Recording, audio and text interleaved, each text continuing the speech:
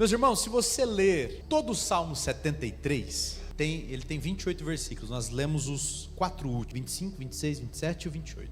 Se você ler todo o Salmo 73, ele é escrito por Asaf. Asaf era um poeta do povo de Israel, alguém que compôs muitas canções e louvores, e um deles é esse, Salmo 73. E ele se vê confuso. Começa lendo lá o Salmo 73 e você vai perceber que está um pouco perdido, digamos assim. Ele está confuso e ele começa a pensar sobre o comportamento dos ímpios, ele começa a pensar sobre algumas injustiças. Tudo aquilo vai gerando no coração dele uma confusão. Só que aí no versículo 17 desse mesmo salmo, ponto de virada do Salmo 73, está no versículo 17. Ele fala assim, até que entrei no santuário de Deus, e então compreendi o destino dos ímpios. Então ele clarifica a sua mente, ele recebe ali uma direção, um abrir de olhos, no momento em que ele entra no santuário de Deus. E aí ele começa a escrever de um outro ponto de vista agora. A sua vida mudou, amém? E às vezes acontece isso com a gente.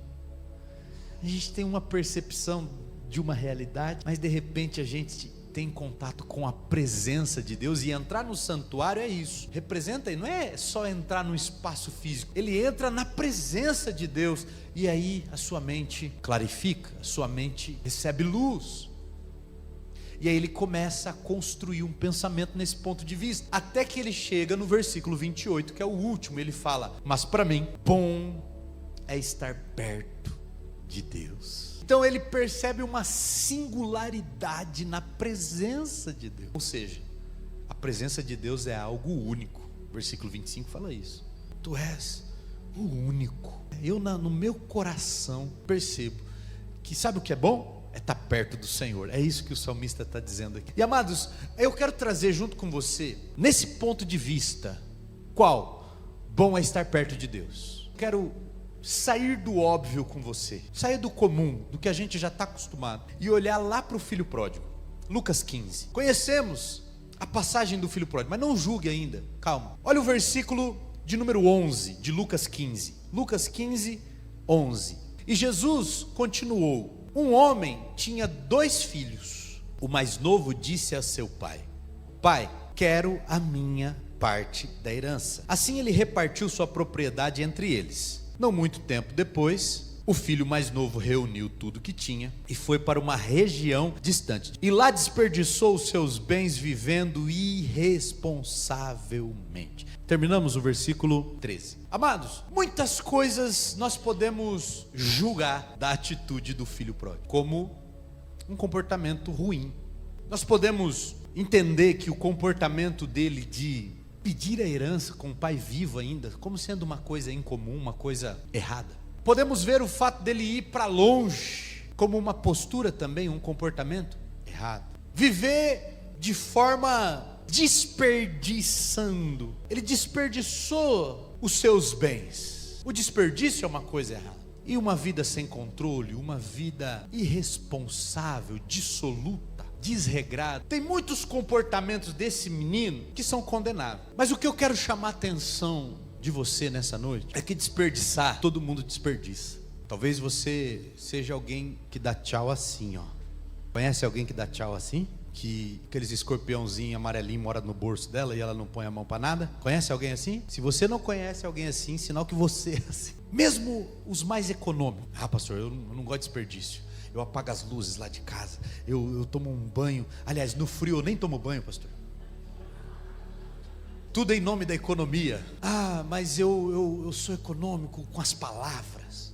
Mas de repente você está desperdiçando saúde, você está desperdiçando tempo. Então o desperdício é uma coisa ruim, mas o desperdício talvez é praticado por muita gente. Às vezes tomar uma atitude irresponsável em algum momento, fazer uma coisa que não devia ali, que você por impulso tomou, estamos passíveis. Ele fez uma coisa contra o pai. Quantos aqui não pecam às vezes contra a família, às vezes por uma coisa, por uma preferência, por uma situação ali, você acaba ferindo alguém da família. Mas se eu fosse eleger O grande problema do filho pródigo talvez não seja o descontrole, a vida desregrada, o desperdício e a atitude contra o pai, mas talvez a pior atitude que ele tomou foi a de ter se distanciado do pai. Asaf escreveu assim: bom é estar perto de Deus. Pai, talvez nunca esperou que o seu filho fosse perfeito, porque quem é perfeito, irmãos? Retoricamente, quem é perfeito? Quem pode dizer assim: não, eu acerto todas as coisas, tudo que eu falo no lugar certo, olha, tudo que eu faço é certo, olha, minhas contas, olha, a minha administração financeira, olha, tudo que eu faço é perfeito. Alguém pode levantar a mão e dizer: eu sou perfeito? Irmãos, o pai, sabedor disso, ele não esperava um filho perfeito, o melhor administrador possível, o filho mais carinhoso, o filho mais bonito, o filho mais inteligente. Mas o pai, ele sabe das limitações do menino. Sabe aonde foi talvez a sua queda maior? Foi a de ficar longe. O maior erro do filho pródigo pode ter sido o de procurar viver a sua vida numa região distante. E aí no versículo 14, depois de ter gasto tudo, houve uma grande fome em toda aquela região, e ele começou a passar necessidade. Uma pergunta: vocês acham que só ele passou necessidade? A fome foi em toda a região, então quer dizer que teve mais gente que passou necessidade? Não foi só ele. Vamos continuar aqui, nós estamos agora no versículo 15. Por isso foi empregar-se com um dos cidadãos daquela região, que o mandou para o seu campo, a fim de cuidar de porcos. Versículo 16: ele desejava encher o estômago com as vagens de alfarrobas que os porcos comiam, mas ninguém lhe dava nada. Olha só, eu acho interessante o versículo 16 começar assim: ele desejava. Sabe o que representa esse desejo dele pela comida dos porcos? Uma diminuição drástica da sua ambição. Vocês acham que quando ele saiu de casa era isso que ele esperava? Vocês acham que quando ele pegou o dinheiro, pôs no bolso e foi para longe, era isso que estava na mente dele, no coração dele? Vou sair daqui, vou pegar o dinheiro e vai chegar um dia que eu vou estar diante da comida dos porcos e vou querer comer. Vocês acham que passou isso pela cabeça dele? Mas aquela circunstância fez com que ele diminuísse o seu desejo. Olha o que o desejo dele passou a ser: ele desejava comer das alfarrobas ou da lavagem dos porcos. Mas mesmo desejando isso, ele não alcançou. E aquela região, todo mundo estava na crise, todo mundo estava passando necessidade, inclusive ele. E naquele momento o desejo dele era um só: comer alguma coisa. E sabe, amados, muitas vezes a gente se vê diante de desejos tão pequenos, a gente se vê diante de expectativas tão rasas a respeito de nós mesmos, da nossa própria vida. E talvez essa expectativa tão pequena, fala: pastor, eu só quero ter uma bicicletinha, pastor, eu só quero pagar minhas contas no final do mês, pastor, eu só quero sobreviver, só isso. E a gente vai diminuindo a ambição, diminuindo o nosso desejo. Só que o reflexo da diminuição do desejo, ela é proporcional ao aumento da distância para esse menino aqui. Preste atenção nisso. Quanto mais longe do pai, menos ele tinha de expectativa sobre a sua própria vida. E se eu então diminuir a distância para Deus, cada vez mais me aproximar do Senhor, será que também não é verdade que a minha expectativa sobre aquilo que Deus pode fazer na minha vida não aumente também? Salmo 37 diz: deleite-se no Senhor e Ele satisfará o desejo do seu coração. Sabe o que é deleitar-se no Senhor? É sentir prazer na sua presença.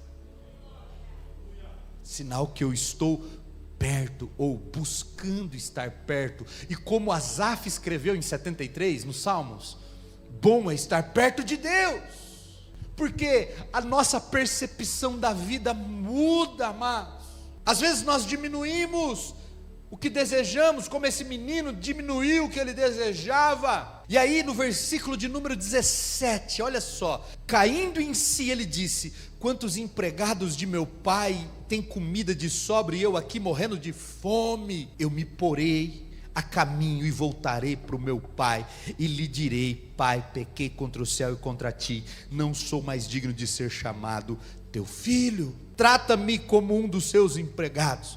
A seguir levantou-se e foi para seu pai.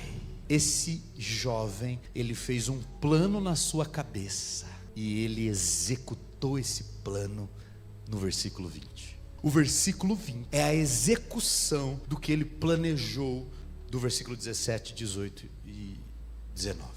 Ele pensou, falou: peraí, quantos que trabalham com meu pai comem à vontade? Eu acho que eu vou fazer uma coisa, eu vou me levantar, vou lá falar com ele, vou falar: pai, eu quero só trabalhar para eu poder comer. E aí, irmãos, nesse momento que ele pensa tudo isso, que ele planeja tudo isso, ele em seguida se levanta. Se ele se levantou, porque ele estava caído. E muitas vezes nós estamos caídos. E enquanto caídos, nós temos muitas ideias, muitos planos aqui na nossa cabeça. A cabeça começa a fervilhar. Quem aqui já foi dormir e na sua mente começou a vir ideias, pensamentos, planos? Quem já teve isso aí? 99%. Mas sabe por que não deu certo? Porque no dia seguinte, quando ele se levantou, você não executou. E esse menino aqui, ele executou. E sabe por que muitas vezes a gente não executa os planos? Pensa assim, irmãos, você está no seu carro, põe lá no GPS para ele te direcionar para um lugar, e você talvez não conhece muito bem o lugar, e aí você teria que ter virado essa rua, mas você passou reto, porque você pensou que era para virar aqui. O que acontece com o GPS naquela hora? Recalculando rota, não é? Aparece na tela do GPS assim, ó, recalculando rota. Não aparece na tela do GPS assim, fala: mas você é burro também, hein? Era para ter virado ali, ó. Não se perde tempo questionando o erro. O que o GPS faz? Recalcula a rota. O destino continua sendo o mesmo. Talvez você vai andar um pouquinho mais, vai gastar um pouquinho mais de pneu, vai gastar um pouquinho mais de combustível. Isso aí são os ônus, a consequência. Porém, amados, não se perde tempo questionando, confrontando. Talvez você com seu filho tenha tido ali alguma situação que você precisava ter virado aqui, errou o caminho, você pesou demais a mão ou pesou de menos. E aí o que a gente começa a fazer? Começa a se massacrar por conta do erro, em vez de concentrar energia em recalcular a rota. Talvez o seu casamento aconteceu isso, está acontecendo. Talvez teve coisas lá atrás que não saíram muito bem conforme o planejado. O plano era ter feito aquela rotatória ali, mas não passou reto, estava com tanto problema, a gente passou reto. Aí agora eu vou começar a falar: mas também, mas eu não vi, mas também você é cego, mas você que não sei o quê, resolve alguma coisa? Vai para algum lugar? Então, meus amados, planeje, mas levante-se e haja para você poder sair do lugar, para eu poder sair do lugar. E aí esse menino, ele pensou tudo isso, ó, fez um plano maravilhoso. E às vezes a gente é assim, irmãos, porque eu também sou assim muito. Nossa, fazer isso aqui, fazer aquilo ali. A gente começa a sonhar, planejar.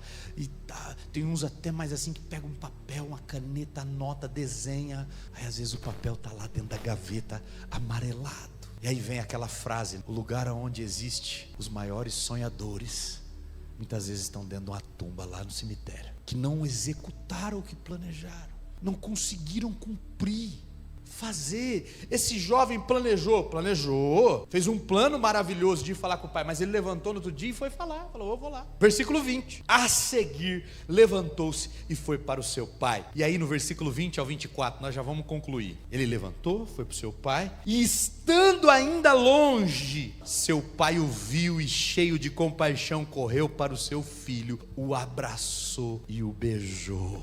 O filho disse: pai, pequei contra o céu e contra ti, não sou mais digno de ser chamado teu filho. Mas o pai disse aos seus servos: depressa, tragam a melhor roupa, vistam nele, coloque anel no dedo, sandálias nos pés. 23, tragam um novilho gordo e matem-no, vamos fazer uma festa, alegrar-nos, pois este meu filho estava morto, voltou à vida, estava perdido e foi achado. E começaram a festejar o seu regresso.